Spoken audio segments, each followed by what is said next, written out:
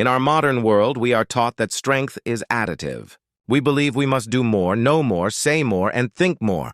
We fill our calendars with activity, our minds with endless information, and our conversations with constant opinions.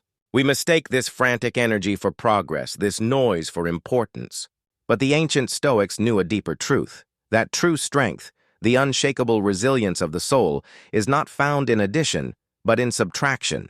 It is a disciplined process of removing the non-essential to empower what truly matters. This strength begins when you learn to master three profound arts: to think less, to talk less, and to focus more. The first, and perhaps most counterintuitive art, is to think less. This does not mean embracing ignorance or abandoning reason. On the contrary, it means liberating reason from the tyranny of its own noise. The untrained mind is a chaotic storm of anxieties about the future, resentments about the past, and frantic judgments about things far beyond its control. This is not productive thought. It is internal friction, a pointless churning of energy that solves nothing and drains everything. The Stoic, practicing the dichotomy of control, understands that the vast majority of these thoughts are wasted on externals. As Marcus Aurelius would ask himself, is this thought necessary? By this he meant, is it essential to the task at hand? Is it virtuous? Is it within my power to act upon? If not, it is a distraction. To think less is to consciously dismiss the trivial, the anxious, the resentful. It is to create a quiet, uncluttered space in your mind where true, rational thought can finally be heard.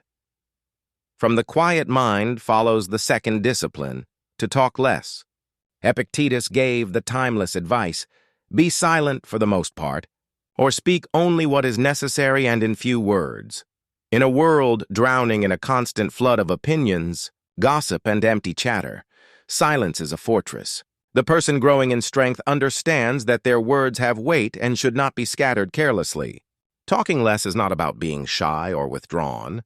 It is a strategic position of power. It allows you to observe, to listen, and to truly understand a situation before offering your contribution. It prevents you from making foolish commitments, from speaking in anger, and from wasting your energy on debates that have no consequence. The person who feels the need to fill every silence is often revealing their own inner void. The person who is comfortable in silence demonstrates a mind that is at peace. When they do speak, their words land with purpose and impact, because they are born from reflection, not compulsion. By saving the immense energy once lost to overthinking and overtalking, you can now redirect it to the final and most crucial art, to focus more. This is the ultimate expression of Stoic practice, a concept called prosoche, the discipline of attention.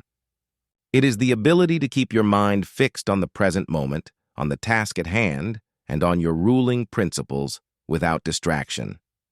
The world constantly conspires to steal your focus, pulling you into 1,000 different directions with notifications, anxieties, and trivial demands. To resist this is the great work.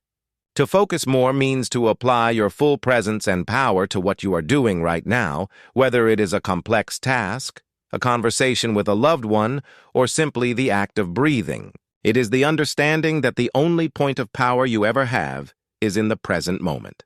Your strength is not measured by the breadth of your concerns, but by the depth of your focus on what is within your control, right here, right now. Think less, talk less, focus more. See how they are connected. By ceasing to ruminate on what you cannot change, you quiet the mind.